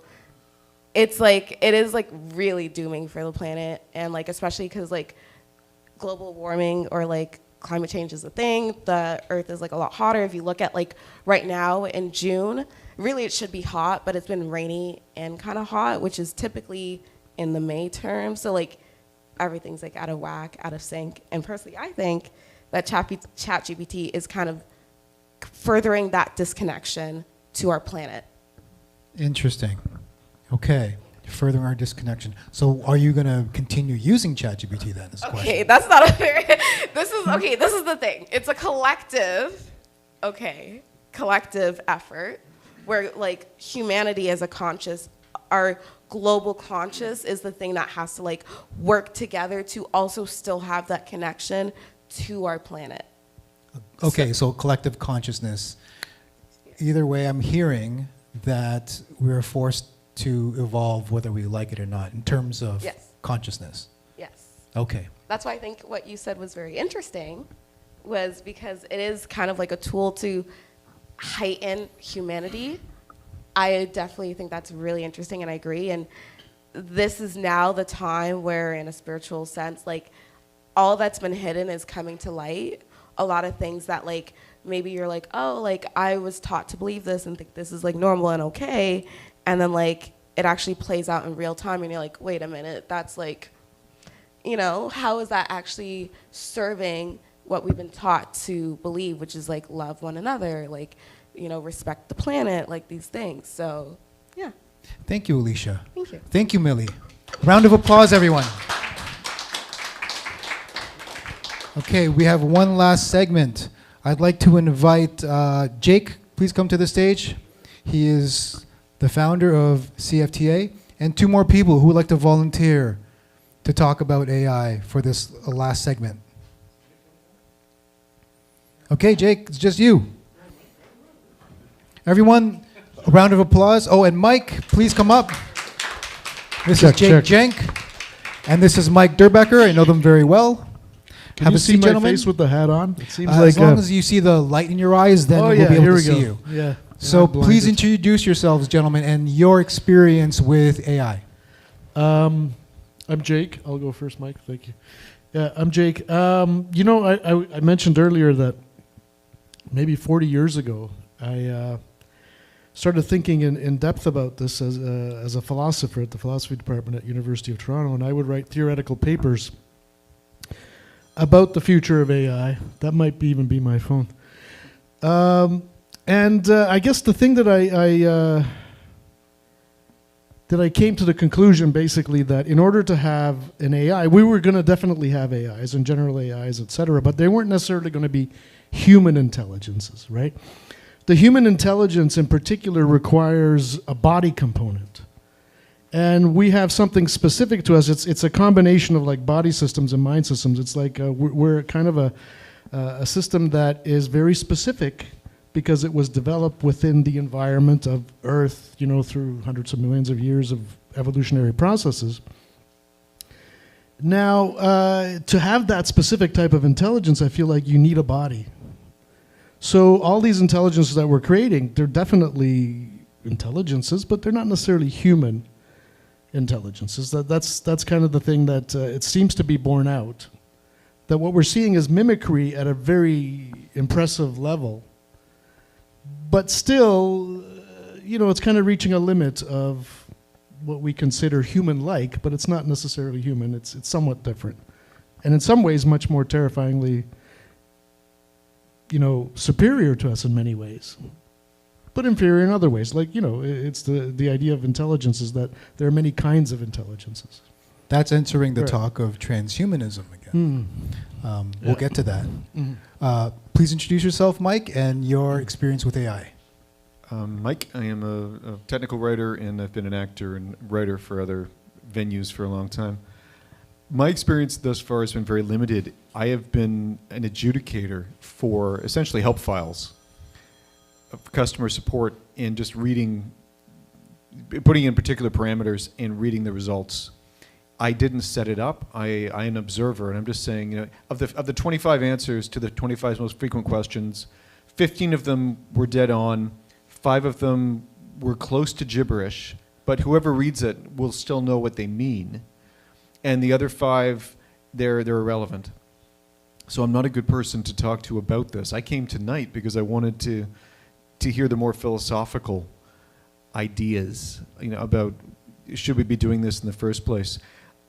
I do have a problem with a lot of the AI imaging. Not that I don't think it's a cheat exactly, but it appears very, very samey. A lot of the material is the same unless the individual in question really works at making it a little bit off kilter or a little more specific. There is some, I just forgot the guy's name. He's a Finnish artist who clearly used to watch, and this is such a specific niche. He watched Russian science fiction from 1920 to like 1924. These weird kind of expressionist, kind of cyberpunk, for want of a better term, that also looked like classical Russian paintings. There were a lot of those weird ones in the 20s, and there were some weird variations in the 40s. He is making AI films that use that base imagery, but in 1950s Technicolor. Cool. And they're gorgeous. They are photorealistic. They don't have that weird slow motion, not quite real, that good but not great AI has. And I keep watching it thinking, I respect that you somehow managed to whip the system into doing something that weird and that specific, and also thinking, why bother? I would have had more respect if you were an animator and you drew it yourself. I don't know if it's a cheat or whether it's just a new language. That's a philosophical question I can't answer, but I wanted to hear takes on this. That's all. Thank you. Okay, so that's in the realm of art and entertainment. Do you use it in your daily life for, let's say, recipes or No, I have used tasks? it. I've used it exactly once in my day-to-day life, again for something weirdly specific. There's an American composer named Aaron Copland. He Fanfare the Common Man. You've heard it in a million movie trailers. Really big, kind of Western-sounding American music. When he started off in the 1920s, he would write very weird, atonal, like decades ahead of its time, piano work and orchestral work. My wife hates it. She keeps saying, I'm looking for a melody, Michael. There's no melody, Michael. I think it's fascinating. I sit there thinking, why did you write this? What the hell were you thinking to do this? And I have most of his recordings, but I did ask ChatGPT, can you find me a recording in mono, along the lines of the Mercury recordings in the 1950s of Copland's trios, specifically for chamber orchestra, but missing, I think I said, I don't want a cello, I want a viola instead, to see what would happen. And I had 5 or 10 minutes sort of worth of gibberish saying, well, Mr. Copland did this, and he did this, and he did this, and he did this. Oh, by the way, 1, 2, 3. Finding 3 random clips in 3 different languages. I mean, I was impressed that it could, again, I'm using the term curate, that it could sort of parse my question, and the recordings were gorgeous. If I had sat down for 5 or 6 hours, I may have found them, or I may not have. This device, this mechanism, this intelligence, this consciousness, whatever you want to call it, did the math. I don't see a harm in that. I can think of 500 different ways it could go bad quickly, but it didn't. In the same way, you light a fire. You warm yourself up, it's fine. If you set fire to your neighbor, it's not so good. Thank you, Mike. Jake, do you find that you have the same apprehension or Oh, yeah. a wherewithal with where it can possibly go to our detriment? I in a do sense? have an apprehension. Yeah, for many years I've been kind of careful about someone was talking about being nice to AI. Like I've literally found myself like, should I say this about AI online? Because in the future it's going to know what I said. How am I going to hide this? But at some point, do we have to feel comfortable with the fact that it will know everything about us? I mean, especially when you put together the different data streams. So, if you're wearing VR goggles, it's going to have access to your eyeball movements, which are very useful for what your interests are, where it dilates and what, so it's going to know everything about what your preferences are, much more. If you have your Fitbit type Apple Watch, it knows what your heart rate and your pressure settings are while you're watching something or experiencing something. Respectfully, I don't Yeah. really believe that, because you gave an example, the eyeball movements. Right. What if the person has astigmatism? Sure, What if the maybe, person has glaucoma? But 99% of the time, it's not gonna. But it's most people, it's gonna fuck with, because it's gonna know exactly what you love and what's gonna keep you engaged. And I fear that some people are gonna get sucked in to this realm where they're just. I mean, it's already happening. Like Yeah. I'm on Twitter or whatever, for hours at a time. Sometimes you get stuck in that. Imagine if you're in this situation where it knows everything about what you love and just keeps giving it to you, and it gets better and better at it. It's fearful to think about that. At some point, there's going to be a lot of people that are going to just jump off and say, I'm off. I'm not going to take part in this. So are we going to have like a bifurcated culture where you have some people that are online and some people that refuse to be? I don't know. We already have that to some extent. What is, damn it, there's a practice happening right now. There were all these guys on Twitter before it became X, very proud of the fact, I flew across the states, I did not have a phone or a book or a magazine, I just sat there. Yeah, that's pretty good. Yeah. Raw dogging, yeah. There are a bunch of different meanings for that, yeah, but I found it weird that there's this cult for I'm doing nothing. Yeah. All of a sudden. These are and then going reactions, online yeah. and advertising or filming themselves or having a buddy film them. That's Steve. Steve's not doing anything. I'm going to sit here for 4 hours to document the fact. Way to go, Steve. Next time he'll film me. Why? I mean, enjoy your life, but why? Yeah, but these are reactions, right? When something comes up in our society, there's often counter reactions to it, and these are the kind of things that are going to happen. So some people are going to unplug to get away from it, but are they going to be left behind? And it's the fear of being left behind is going to keep you from unplugging. Yeah, and we're all going to just get caught in this thing. And psychologically, what does that buy into? I mean, I don't think it's harmful if you've decided my dream is to sit on a 7-hour flight and not read a book. That'd be great. Yeah. Enjoy yourself, but does that say something about your psychology? And if you've got 15,000 followers who think this is wonderful, is it worth looking into that attitude, into that philosophy, or just going, hey, enjoy yourself? Well, it's like I don't know. meditation in some sense, right? It's Yeah, so fair enough. I think Millie was saying it's kind of bring us back to a spirituality. Maybe I mean it's these kind of things will become more valuable if we're constantly ensnared in this web. Then we're going to find more value in situations where right now we're in a room with people.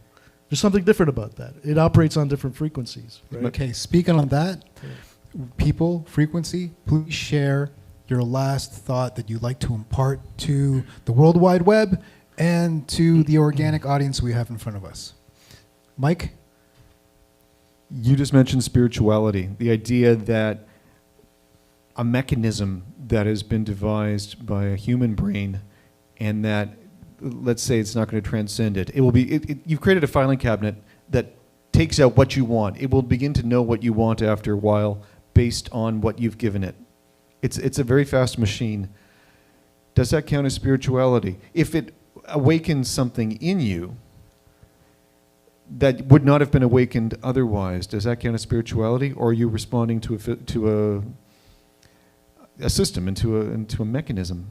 I have no idea what the answer is to that. I lean towards something made by man is limited by man. I can't judge spirituality. Everyone's got their own brand. But the idea that you can look at a machine and go, this made me a better person, no, it made you smarter. It may have made you think about things you would not have thought about otherwise, and then you can put that into the universe. But I think it's very, very shaky to say that this is a spiritual being. It's not. It's just a particularly smart machine. Mm. Thank you, Mike. Jake? I hope that AI will enjoy antiques, because that's what we'll be to the AI. So that's my hope. A round of applause for Thank Mike you. and Jake, everyone. Thanks. Thank you. We have come to the conclusion of the first edition of Conspiracy Club. Thank you, everyone, for your attendance and participation in this event. Final words. You are the original organic intelligence. I'm sorry to say, you're primary. Take that with you, whatever that means to you. Energetically, thank you for sharing. I'm sure you affected everyone here. This was a unique event that shed a light on who we are and the meaning of being human. You can view this video on Center for Talking Arts on YouTube. Please allow us to share excerpts. We are going to use AI to make viral clips to share. Also follow us on Instagram. If you have any objections or you would like to share any further thoughts, please message us. That's our primary social media that we use. Good night, everyone, and hope to see you next time. Yes. Sorry? Testimonial. Oh, yes, sorry. Is it recording right now? Okay, so all we need are lights back there, right? So in the vestibule by the entrance, you'll notice a camera there. It's recording. If you would like to share anything else, your thoughts, feelings about anything related to the night, or just your general well wishes to anyone watching, we can use that footage to share. Thank you, everyone. Feel free to mingle, grab a drink at the bar. If not, thank you for coming. Good night.